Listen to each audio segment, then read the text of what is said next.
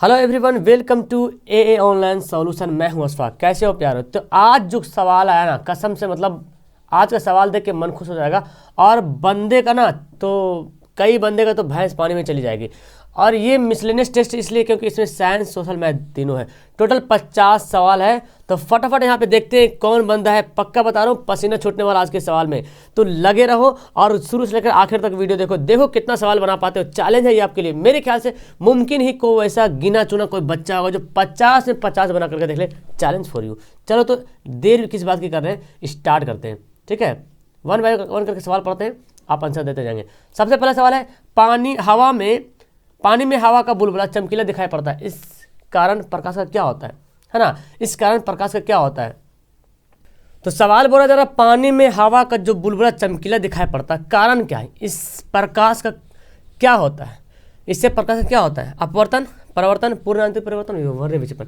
तो होता है पूर्ण आंतरिक परावर्तन। क्या होगा आंसर? सी इसका बिल्कुल सही आंसर होगा। ठीक है, तो चलिए अगला सवाल पढ़ते हैं। आगे सवाल देखिए क्या बोलता है। आगे सवाल यहाँ पे, चुंबकीय फ्लक्स का मात्रा क्या है? चुंबकीय फ्लक्स का मात्रा क्या है? तो ऑप्शन देख रहे हैं और इसका सही आंसर होगा वेबर। क्या होगा? वेबर, यानी कि सी जो आंसर होगा बिल्कुल राइट आंसर होगा, ऑप्शन सी होगा।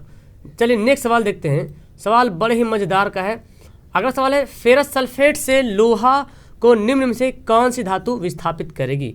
फेरस सल्फेट से लोहा निम्न में से कौन सी धातु निष्कासित करेगी? तो वो क्या हो जाएगा? जिंक। क्या हो जाएगा? फेरस सल्फेट से लोहा किस धातु को निष्कासित करेगी? तो क्या आंसर हो जाएगा? ऑप्शन इसका हो जाएगा सी। ठीक है, फेरस सल्फेट से लोहा को कौन सी धातु विस्थापित करेगी? तो आंसर होगा इसका जिंक। ठीक है, चलिए अगला सवाल पढ़ते हैं। अगला देखिए सवाल है, एसिटिक अम्ल क्या है? एक प्रबल अम्ल है या निर्बल अम्ल है या दोनों या कोई नहीं? निर्बल अम्ल बोलते हैं जो दुर्बल अम्ल बोलते हैं। प्रबल अम्ल मतलब स्ट्रॉन्ग होता है जो। ठीक है, तो एसिटिक अम्ल जिसको क्या बोलते हैं? एसिटिक अम्ल जो है वो क्या है? निर्बल अम्ल। क्या है? निर्बल अम्ल या दुर्बल अम्ल इसको बोल सकते हैं। ठीक है, दुर्बल अम्ल। एथनोइक बोलते हैं ना, एथनोइक अम्ल वही एसिटिक अम्ल है। अगला सवाल है, CH3 ये क्या है? एसिटिक अम्ल है, क्लोरोफॉर्म है या पोटास एलम है या चीनी है? CHCl3 ये क्या है? तो ये है क्लोरोफॉर्म। क्या है? क्लोरोफॉर्म। अगर लग रहा कि मैं थोड़ा फास्ट चल रहा हूँ तो आप वीडियो को रोक करके आंसर दे करके आप कंफर्म हो सकते हैं। ठीक है, क्या हो जाएगा आंसर? क्लोरोफॉर्म का ये सूत्र है, रासायनिक सूत्र है। अगला सवाल है, ये जो देख रहे हैं आप कि C6H6CX6 C6H6Cl6 है। ठीक है, ये क्या है? ओके, तो C6H6CX6 एक होता है C6H6। ठीक है, ये अलग है। तो यहाँ पे Cl क्लोरीन भी 6 है। इसका नाम क्या है? एसिटिक अम्ल, क्लोरोफॉर्म, पोटासियम या गैमेक्सिन? तो इसको बोलते हैं गैमेक्सिन। क्या ये है गैमेक्सिन। यानी कि आंसर क्या होगा? 6 का आंसर डी होगा। नेक्स्ट सवाल है, एक धातु जिसे चाकू से आसानी से काटा जा सकता है, कौन सी धातु? जस्ता, तांबा, सिलिकॉन या लिथियम?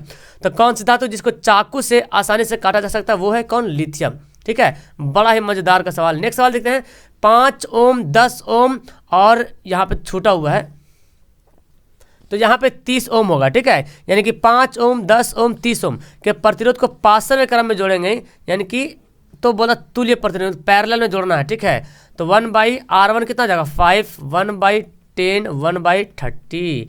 अब इसको बना लो तो 30 हो जाएगा। एल्सियम 5 30, 10 तिया 30 और 30 से कम 30 कितना गया? ये आ गया 1/। ठीक है, 1/RP दिया हुआ। ठीक है, याद रखें पैरेलल वाला कितना हो गया? 10/30। कटेंगे, एक 0 कट जाएगा तो क्रॉस गुना करोगे तो क्या हो जाएगा? RP यानी कि पैरेलल बराबर हो जाएगा, ये से गुना होगा 3। क्या हो जाएगा? 3 ओम। क्या हो जाएगा? 3। इसका आंसर का होगा? ऑप्शन सी होगा। नेक्स्ट सवाल देखते हैं, कौन पदार्थ चालक है? इनमें से इन निम्न पदार्थों में कौन चालक है? एल्यूमिनियम, अभ्रक, कांच, चीनी, मिट्टी। चालक जिसे विद्युत धारा आसानी से प्रवाहित हो जाती है और वो कौन है? एल्यूमिनियम। यानी कि आंसर का होगा? ऑप्शन ए होगा। नेक्स्ट सवाल है, सूखा सेल में किसका प्रयोग एनोड में किया जाता है? सूखा सेल में किसका प्रयोग एनोड के रूप में किया जाता है? एल्यूमिनियम, तांबा, कार्बन, जस्ता। तो सूखा सेल में कार्बन का प्रयोग जो है एनोड में किया था। ठीक है, कार्बन का प्रयोग एनोड में और जस्ता का प्रयोग कैथोड में। ये बात याद रखें। ठीक है, जस्ता का प्रयोग कैथोड में, सूखा सेल में। अलग अलग सेल में डेनियल सेल, लोकलांसेस सेल, अलग अलग टाइप में अलग अलग होता है। ठीक है, तो सूखा सेल में याद करें कार्बन का जो एनोड और जस्ता को कैथोड के रूप में प्रयोग किया जाता है। मूत्र का पीला रंग किसकी उपस्थिति के कारण होता है? अमोनिया, यूरिया, यूरोक्रोम या यूरिक अम्ल। तो मूत्र का जो पीला रंग होता है वो यूरोक्रोम के कारण जो है पीला होता है, ठीक है, यानी कि यूरोक्रोम उपस्थित होने के कारण मूत्र का रंग पीला होता है।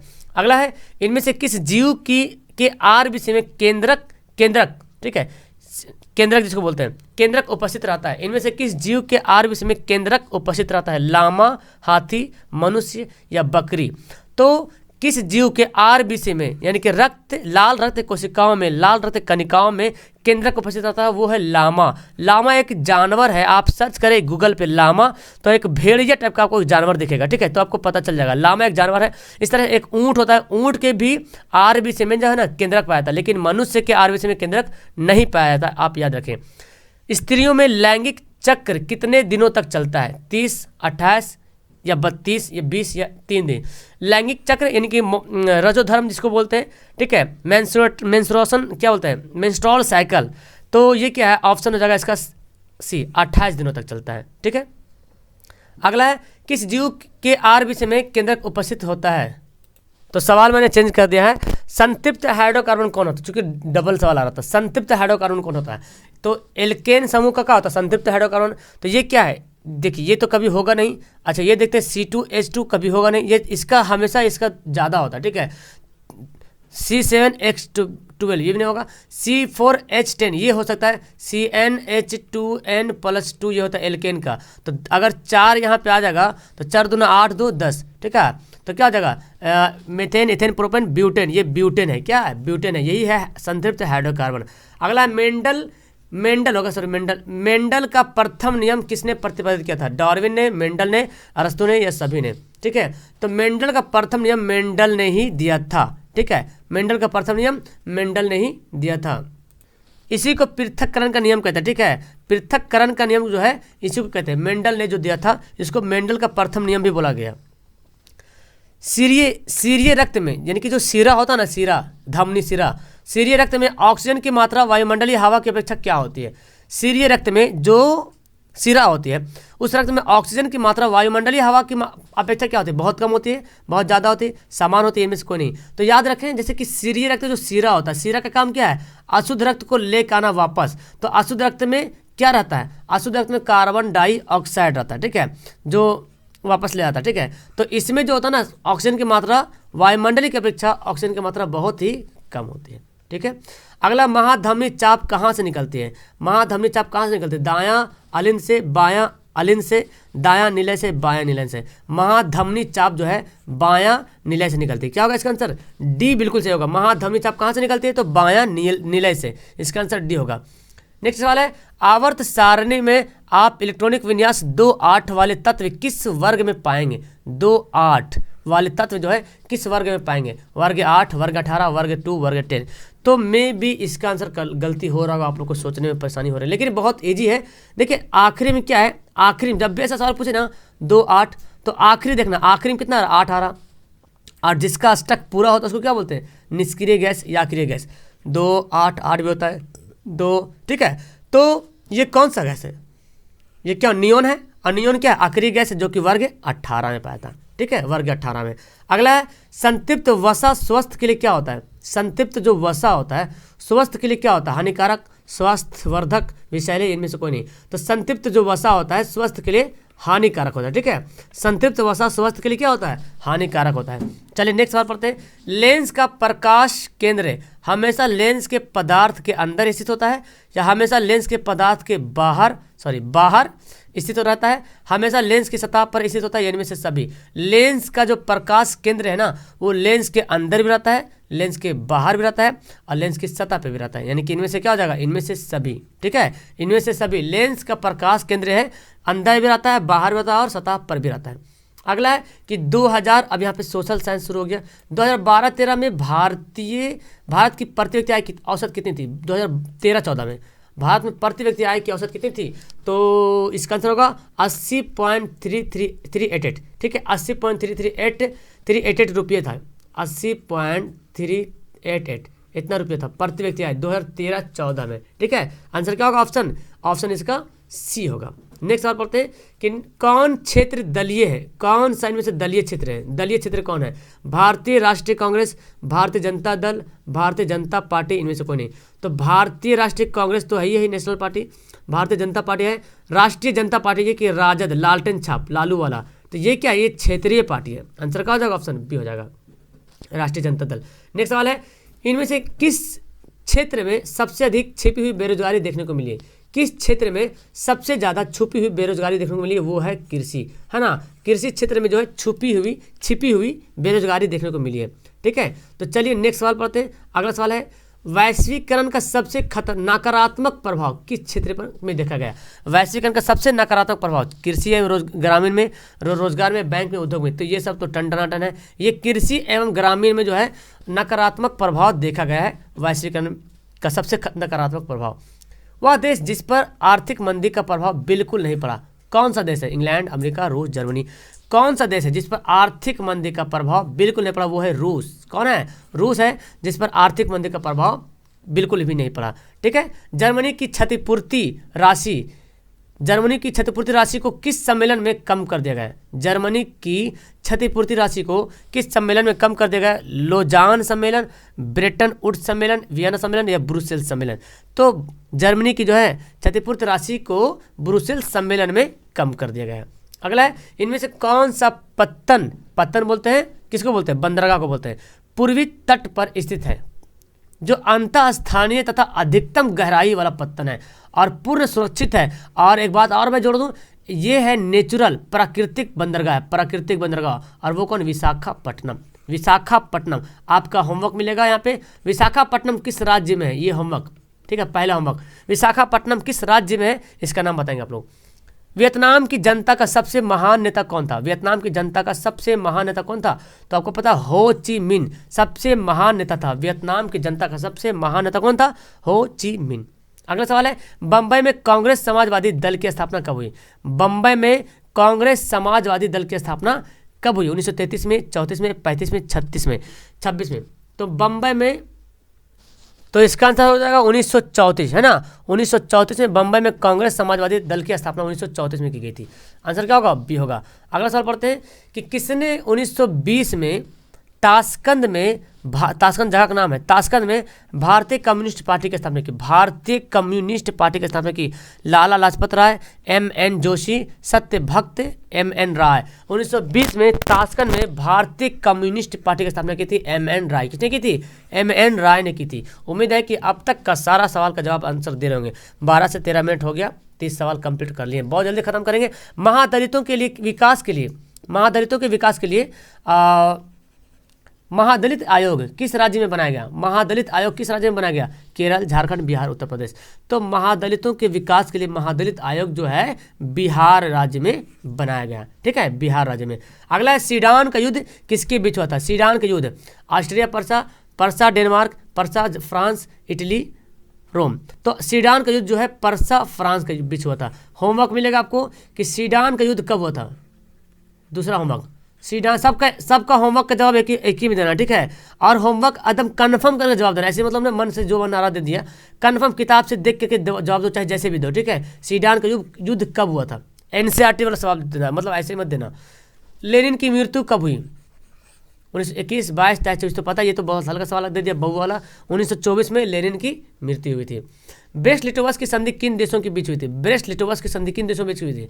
रूस होगा, इटली, रूस और फ्रांस, रूस और इंग्लैंड, रूस और जर्मनी। ब्रेस्ट लिटोवस की संधि रूस और जर्मनी के बीच हुई थी, रूस और जर्मनी के बीच हुई थी। तीसरा होमवर्क मिलेगा कि ब्रेस्ट लिटोवस की संधि कब हुई थी, ठीक है। आप जहां से भी खोज करके आंसर जरूर प्रोवाइड करें। ओके डियर, चलिए आगे सवाल है, बांग्लादेश नामक नया देश का निर्माण कब हुआ था? बांग्लादेश नामक नया देश का निर्माण कब हुआ था? 1947 में, 1965 में, 1971 में, 1975 में। बांग्लादेश नामक नया देश का निर्माण हुआ था 1971 में। फिर आपका होमवर्क यहाँ पे मिलता है, चौथा होमवर्क है ये कि बांग्लादेश तो हम लोग जान रहे हैं ना, लेकिन बांग्लादेश का पहले दूसरा नाम था। तो बांग्लादेश का पुराना नाम क्या था, ये आपको कमेंट करना। बांग्लादेश का पुराना नाम क्या था? नीचे कमेंट बॉक्स में, सबका कमेंट, होमवर्क का कमेंट एक ही बॉक्स में करना, ठीक है, नीचे, लाइव में नहीं, नीचे। अगला सवाल है, लोकतांत्रिक सरकारें आधार है, बहुमत पे, अल्पमत पर, सैनिकवाद पर, पूंजीवाद पर। तो जो लोकतांत्रिक जो सरकार बनती है उसको जनता वोट देती है, और जो सबसे ज़्यादा, जिस पार्टी को सबसे ज़्यादा बहुमत प्राप्त होता है, मतलब सबसे ज़्यादा वोट, मत का मतलब वोट होता है, मत मतलब क्या होता है, वोट, बहु मतलब ज़्यादा, तो ज़्यादा वोट जिसको प्राप्त होता है वही लोकतांत्रिक सरकार बना पाती है, यानी कि सत्ता में आ पाती है। तो आंसर क्या हो जाएगा, ऑप्शन ए हो जाएगा।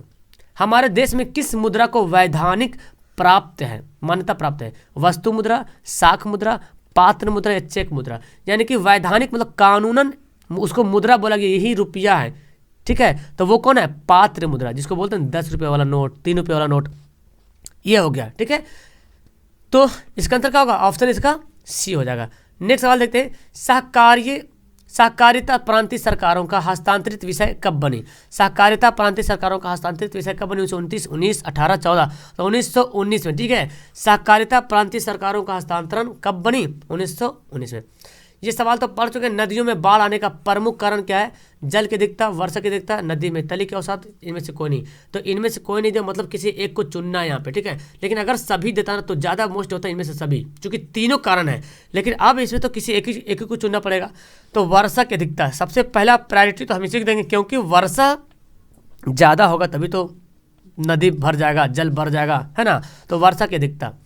इनमें से सबसे खतरनाक तरंग कौन है, सबसे खतरनाक, PLS, इनमें से कोई सबसे खतरनाक तरंग कौन है, वो है एल तरंग जो है सबसे खतरनाक तरंग है। अगला होमवर्क आपके लिए दिया है, भूकंप तरंग जो है किससे मापी जाती है, भूकंप तरंग किससे मापी जाती है, ठीक है, किससे मापी जाती है, मापने वाला यंत्र का नाम क्या है, कमेंट करना है।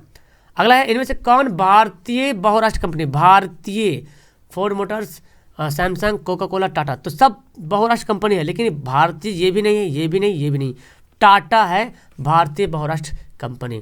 अगला सवाल यहाँ पे मैं इसको नीचे करता हूँ, 1 मिनट। अब आपका मैथ सवाल शुरू हो गया, देखिए ध्यान से, मैथ वाला सवाल क्या बोलता है, मैथ का सवाल देखिए क्या बोलता है, कौन आप पर में संख्या है। तो ये तो खैर ये तो कट जाएगा, तो √4 आ जाएगा, √4 का तो 2 निकल जाएगा, ये तो घट जाएगा तो परिमेय हो गया। तो ये क्या है, आप परिमेय संख्या। हम बताए थे कि परिमेय, आप परिमेय संख्या में कोई भी परिमेय संख्या अगर जुड़ जाएगा ना तो अक्सर आप परिमेय होता है, ठीक है।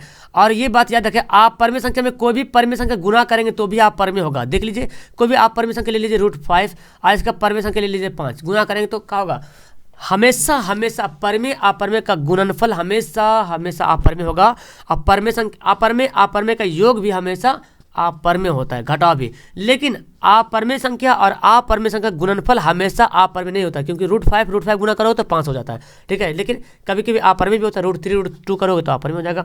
चक्रीय चतुर्भुज के सम्मुख कोणों का योग, चक्रीय चतुर्भुज कहते हैं किसको, वृत्त के अंदर एक कोई अगर चतुर्भुज अगर बन गया, चाहे जैसे भी हो, खाली वृत्त के जो परिधि उसको स्पर्श करना चाहिए। तो वृत्त के अंदर जो चतुर्भुज है उसको बोलता है चक्रीय चतुर्भुज, और इसके आमने सामने का कोण होता है, यानी कि सम्मुख कोण उसे बोलते हैं 180 डिग्री। क्या बोलते हैं, 180 डिग्री। देखो सवाल क्या बोलता है, यदि थीटा 45 डिग्री हो तो इसका वैल्यू निकाले। तो tan स्क्वायर दिया हो, ठीक है। तो कैसे निकालेंगे, तो थीटा का वैल्यू 45, तो tan square 45 degree plus 1/sin square, तो 1/sin स्क्वायर को चेंज कर दीजिए, ठीक है। मैं 1/sin स्क्वायर को चेंज करता हूँ, ठीक है। और 1 मिनट इसको मैं मिटा देता हूँ, 1 बेहतर होगा, ज़्यादा झोल झाल करे अच्छा है। 1/sin स्क्वायर को क्या लिख सकता हूँ, कॉसेक स्क्वायर थीटा। तो tan, अच्छा थीटा का वैल्यू कितना है, 45 है, तो 45 लेंगे। क्या लिखेंगे, 1 मिनट इसको मिटाते हैं, यहाँ पे लिख सकते हैं 45, कॉसेक स्क्वायर 45 डिग्री। तो tan 45 का वैल्यू कितना, 1 होता है, स्क्वायर डाल दो। कॉसेक 45 का कितना होता है, sin 45 का होता है 1/√2, तो कॉसेक 45 का हो जाएगा √2, ठीक है। 1 + 2 कितना गया, 3 आ गया। क्या आंसर होगा, ऑप्शन इसका सी बिल्कुल राइट आंसर हो जाएगा। अगला सवाल है, एक मीनार शीर्ष के उन्नयन कोण उसके पाद से 15 मीटर दूर है। उन्नयन कोण पाद से मतलब ये 15 मीटर दूर है, 30 डिग्री का उन्नयन कोण होता है। तो मीनार की ऊंचाई निकालना, tan बराबर होता है tan 30 का वैल्यू क्या होता है, लंब बटा आधार, आधार कितना है 15, tan 30 का वैल्यू 1/√3, तो h/15। तो क्रॉस गुना करो तो √3h बराबर 15 और h बराबर क्या जाएगा 15/√3। क्या ऑप्शन दे रहा, ऑप्शन नहीं दे रहा। तो क्या करो, √3 को कर दो परमेकरण। देखो मैं परमेकरण इधर करता हूँ, तो 15/√3 को करेंगे परमेकरण, यानी कि √3/√3। तो देखो क्या होगा 15√3, और यहाँ कितना जाएगा 3 आ जाएगा, गुना करेंगे 3 × 5 = 15, तो क्या होगा 5√3। अब दिख रहा ऑप्शन, ऑप्शन दिख रहा आंसर डी, है ना, 5√3 इसका राइट आंसर हो जाएगा। अगला बोलता क्या, देखो सवाल ध्यान से पढ़ो, इसमें तो छाता गुम हो सकता है। एक पासे की एक फेंक में ऐसी संख्या, मतलब एक पासे को फेंका जाता है तो ऐसी संख्या की प्रायिकता निकाले। यहाँ पे कुछ मिस्टेक है, तो एक पासे को फेंकने पे एक ऐसी संख्या का प्रायिकता निकाले जो सम भी हो और अभाज्य हो। कौन सी संख्या जो सम भी हो और अभाज्य हो? 1 2 3 4 5 6। तो इनमें से कौन संख्या है जो सम संख्या भी है और अभाज्य संख्या कौन है? तो सिर्फ 2 ही तो है, 2 सम संख्या भी है और अभाज्य संख्या है, यानी कि एक ही पेज तो कन्फर्म आएगा। टोटल कितना? 6, 1/6, यानी कि आंसर क्या हो जाएगा? ऑप्शन हो जाएगा 1/6। आंसर क्या होगा? ऑप्शन डी बिल्कुल राइट आंसर हो जाएगा। ठीक है, चलिए अगला सवाल पढ़ते हैं। प्रत्येक धनात्मक सम पूर्णांक के लिए कौन सा कथन सत्य है? मतलब यहाँ पे जब क्यू का वैल्यू कुछ भी पुट करो, सम तो आना ही चाहिए। तो देखो अगर यहाँ पे क्यू का वैल्यू अगर 1 रखते हैं तो 2 एकम 2 एक 3, तो सम आया नहीं, पहले तो विषम हो गया। तो कुछ भी रखो तो आप मतलब हर कंडीशन में सम आना चाहिए। यहाँ पे क्यू का वैल्यू कुछ भी रख लो, यहाँ पे 3 में रखेंगे, अगर क्यू की जगह पे 1 रखेंगे तो 3 आ गया। लेकिन यहाँ पे 2Q जो लिखा हुआ है, ये क्यू की जगह कुछ भी उठा कर रख दो, दुनिया को कोई भी संख्या रख दो, सम आने वाला है। देखो सम आ रहा ना, 2 भी सम 6 भी सम, तो आंसर क्या हो जाएगा? 2Q। बहुत जल्दी खत्म करने वाले हैं। ये देखो सवाल बहुत इंपॉर्टेंट, x² बटा 1/x² बराबर 14, तो इसका वैल्यू निकालो। ऐसा कैसे बनाएंगे? इस सवाल को बहुत हल्के आसानी से हम लोग हल करेंगे। और हल करने का तरीका देखो क्या है, जब भी ऐसा सवाल है ना तो हम x² + 1/x², ठीक है। और हम क्या करेंगे यहाँ पे हम कर लेंगे, हम इसको लिख सकते हैं x से इंटू 1/x, ठीक है।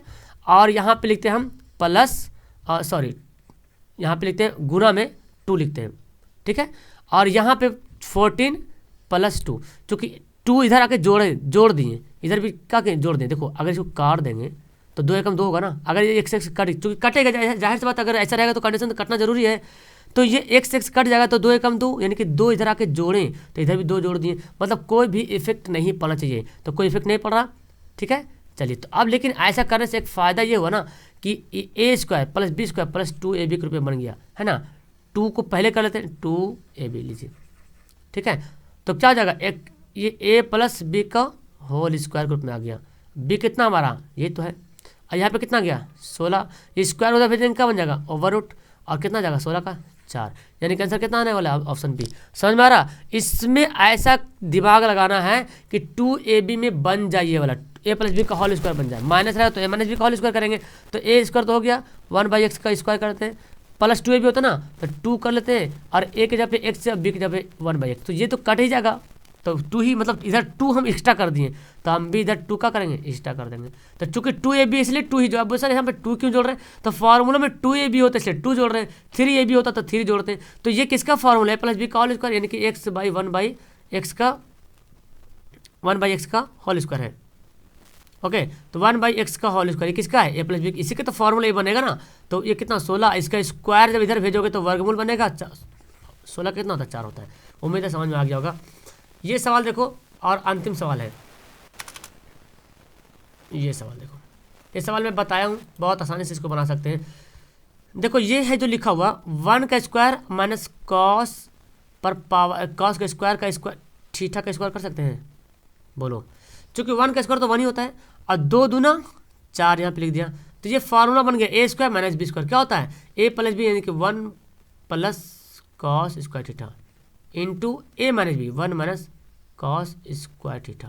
अब इसका फार्मूला होता है, तो 1 + cos स्क्वायर थीटा हो गया। ऐसा क्या फार्मूला होता है? sin square theta. देखिए ऑप्शन में है कहीं पे, यहाँ पे sin स्क्वायर थीटा पहले दे दे तो पहले देख लेते हैं। अब 1 + cos स्क्वायर, 1 + cos स्क्वायर, तो 1 + cos नहीं, 1 + cos नहीं, 1 + cos नहीं, तो आंसर क्या होने वाला है? बी होने वाला है। क्लियर है? तो इस तरह से झक्कास सवाल पढ़े आज। कैसा लगा आप लोग को? कितना मजा है? कौन कौन बंदा है? और जो मैंने होमवर्क लिखा है, तो सबसे पहले होमवर्क का बताओ, सबका होमवर्क आंसर बताओ। और 50 में कोई बंदा है एकदम ईमानदारी से बोलना, 50 में 50 आया है तो ईमानदारी से बोलना। ओके, वीडियो को लास्ट करूँ, मिलते हैं नेक्स्ट वीडियो में। पहली बार अगर आए तो चैनल को सब्सक्राइब कर लो। और मैं आपको बता दूं सुबह 6 बजे क्लास चल रही है, 9 बजे क्लास चल रही है, 12 बजे दिन में क्लास चल रही है, ठीक है। और फिर 3 बजे दिन में क्लास चल रही है।